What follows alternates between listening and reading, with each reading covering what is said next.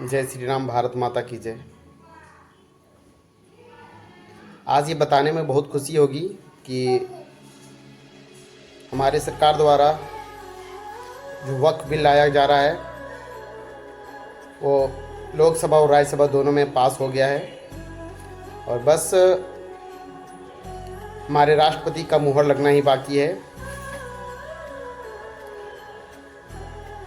तो इसमें ज़्यादातर आप बोल सकते हैं कि हमारे मुस्लिम समुदाय के ही लोगों को ज़्यादा बेनिफिट्स हुआ है और उसके साथ साथ हमारे पूरा देश को एक बहुत बड़ा झंझट से निकाला गया है, क्योंकि एक वक्फ बोर्ड जो था एक भूमाफिया के नाम से फेमस हो गया था और ये भूमाफिया का काम कर भी रहा था। आप अगर इसके बारे में पूरा विस्तार से चर्चा सुनोगे तो आपका खून खोल उठेगा, आप भी हैरान हो जाओगे। तो सोचो अगर जिसके साथ ये सारी चीज़ें हुई होगी वो कितना परेशान होंगे। और खाली वो गैर इस्लाम वाले परेशान नहीं थे, इस्लाम के सहित भी लोग उसमें परेशान थे। इस्लाम लोग के लोग और गैर इस्लाम लोग भी उसके साथ परेशान थे।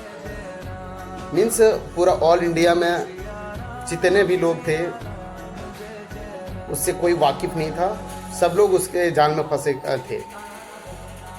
हमारे T3 एयरपोर्ट जो है वो भी वक्फ बोर्ड के अंदर बताया जा रहा था, हमारा संसद भवन भी वक्फ बोर्ड के अंदर बताया जा रहा है। मीन्स ऐसे बहुत सारे केसेस हैं। आपका यूपी के हाई कोर्ट भी वक्फ बोर्ड के अंदर था। ऐसे मीन्स ये तो बड़ी बड़ी बातें हो गई, लेकिन और सारे कितने विलेजेस, कितने गांव और कितनी बड़ी बड़ी बिल्डिंगें वक्फ के अंदर आ गया, जंगल झाड़। अरे कहीं भी मतलब आप वक्फ बोर्ड के नाम से वो पूरा ज़मीन को हथियाने का काम किए हैं। चलो वहाँ तक जो भी हो रहा था वो सब सरकार के द्वारा ही किया जा रहा था, पहले की सरकार के द्वारा इतना सारी छूट दे दिया गया था। लेकिन एक ऐसा भी प्रस्ताव लाया गया कि आप जहाँ चाहो वक्फ बाय यूज़र के नाम से आप जो ज़मीन को यूज़ कर रहे हो वो आपका ज़मीन हो गया, वो वक्फ का ज़मीन हो गया। ऐसे करके वक्फ के पास बहुत सारी ज़मीनें बढ़ते जा रही थी। सोचिए इतना ज़मीन बढ़ा लिया वक्फ वाले कि हमारे देश के जो गवर्नमेंट सेक्टर हैं, रेलवे और डिफेंस, उसके बाद जस्ट तीसरा नंबर पे ज़मीन वक्फ के पास था और है। और उसको इतना पावर दे रखा था कि आप उसमें केस लड़ भी नहीं सकते, बहुत मुश्किल वाली मतलब जटिल व्यवस्था कर दिया था। अगर आपका ज़मीन किसी वक्फ बोर्ड के अंदर चला भी गया, अगर वो बोल दिया कि ये वक्फ की ज़मीन है, तो आप अपना पेपर्स दिखाने के लिए भी आपको ट्रिब्यूनल में जाना पड़ता था, आप कोई कोर्ट में नहीं जा सकते थे।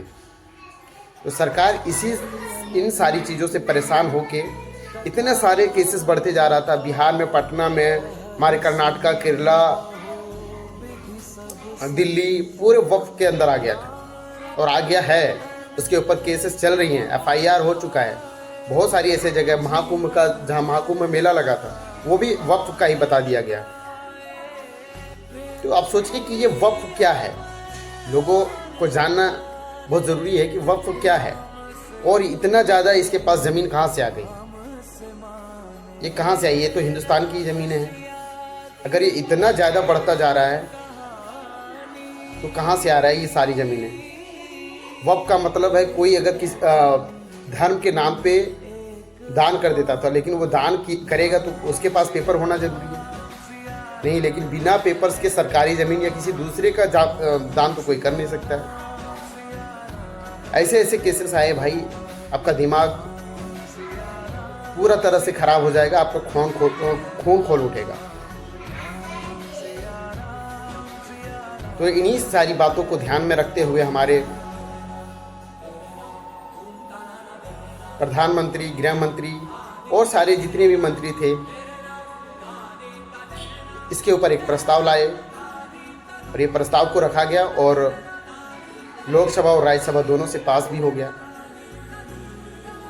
ऐसी ऐसी चीज़ें थी इसमें कि अगर आपका ज़मीन है और अगर वक्फ वाले आके दावा कर रहे हैं तो आप डिस्ट्रिक्ट कोर्ट, सुप्रीम कोर्ट या हाई कोर्ट आप जा नहीं सकते हैं, आपको ट्रिब्यूनल में जाना पड़ेगा। और ट्रिब्यूनल में भी जो मेंबर्स होंगे वो मुस्लिम इस्लाम के ही होंगे, इस्लाम को मानने वाले ही होंगे। शायद वो आपकी बात सुने ना सुने क्योंकि वो इस्लाम को मानने वाले हैं, तो आप भी समझ सकते हैं कि ये कहाँ बात बनने वाली तो है नहीं। तो हमारी सरकार ने इसमें गैर मुस्लिम समुदाय से आने वाले लोगों का भी एंट्री कर दिया, इससे लोगों को बौखलाहट हो गई। लेकिन इसके पहले जो इतना सारा ज़मीन को हड़पा गया उसके बारे में कोई नहीं सोच रहा है। ये भी था कि अगर कोई मुस्लिम का डेथ हो गया तो उसकी वाइफ को वो ज़मीन नहीं जाएगा, वो सीधा वक्फ बोर्ड को चला जाएगा। तो उस लेडीज़ को क्या मिला? जिसका पति भी नहीं है, हस्बैंड भी नहीं है, उसका ज़मीन भी छीन लिया वक्फ के नाम से, भगवान को दे दिया, अल्लाह को दे दिया। अब सोचिए वो बेचारी वो कहाँ से गुजारा अपना करेगी। ऐसी ऐसी चीज़ें, सरकार की ज़मीन को भी हथिया लिया बिना पेपर्स के, वो कहाँ जाएंगे? इन्हीं सारी चीज़ों को ध्यान में रखते हुए सरकार ने इसमें एक अमेंडमेंट लाया, इसका सुधार किया। अब लोग इसमें डिस्ट्रिक्ट जज भी आके चेक कर सकता है,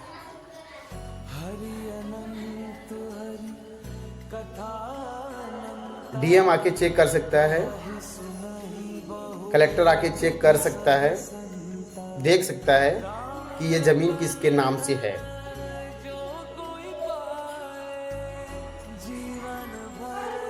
और बहुत सारी चीज़ें हैं। इसको एक अगर पूरी व्याख्या से देखोगे तो आप परेशान हो जाओगे। गहराई से सोचने वाली बात है। इसके ऊपर मैं जानकारी एक शॉर्ट में दे रहा हूँ, आपको बताने का प्रयास कर रहा हूँ। जहाँ तक आपको समझ में आया आप समझने का प्रयास करो। सरकार इतना अच्छा किया कि हमारे मुसलमान भाई बहन पूरा एकदम उत्साह से, खुशी से मोदी जी का जय जयकार कर रहे हैं। अब आप हाई कोर्ट, सुप्रीम कोर्ट भी जा सकते हैं,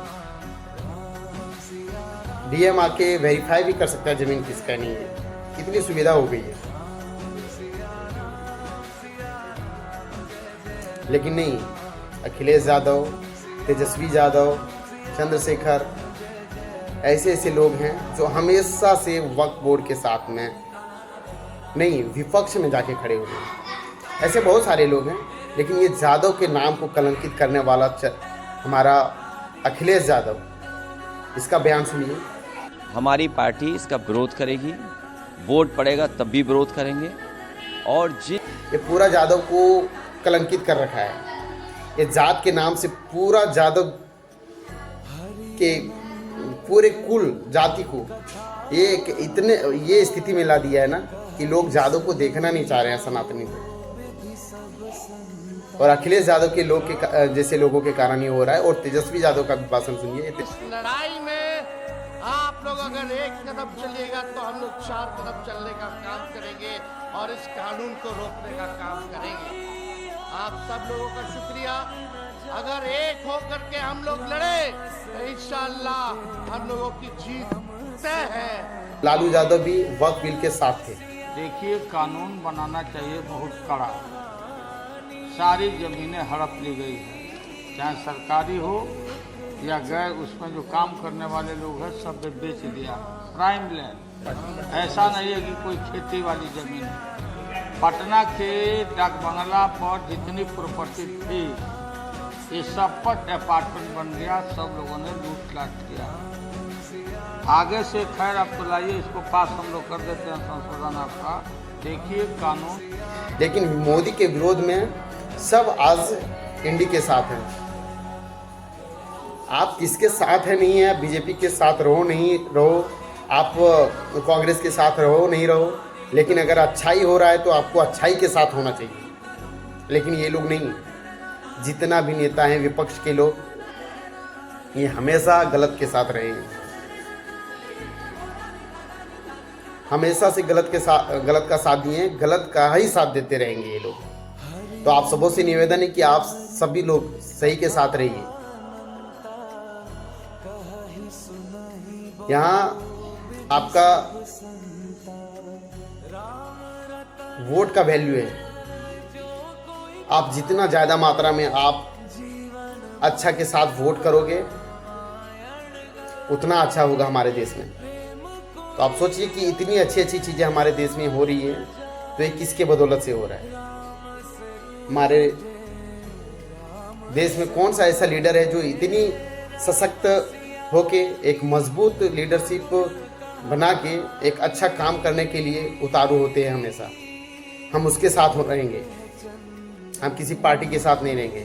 और जो पार्टी हमारे देश के लिए बेहतर सोचेगा, देश का डेवलपमेंट चाहेगा, देश को एक उन्नति की ओर ले जाएगा, हमें उसके साथ रहना चाहिए, हमें उसका साथ देना चाहिए। तो आप समझ ही गए होंगे कि हम क्या कहना चाहते हैं। तो आप सबों से निवेदन है कि आप सही का साथ रहिए और एक अच्छा देश, अच्छा संस्कृति को बनाए रखने के लिए हमारे देश के बेहतर से बेहतर नेताओं के साथ मिलजुल के उनको वोट करके एक अच्छी जगह पे पहुंचा के हमारे देश को सुधारने का काम हमारे हाथ में। एक हमारे उंगली में जितना पावर है ना, पूरा सरकार को हिला सकते हैं। तो आप सोचिए कि हमें किसके साथ रहना है और किसके साथ नहीं रहना है। जय हिंद, जय भारत।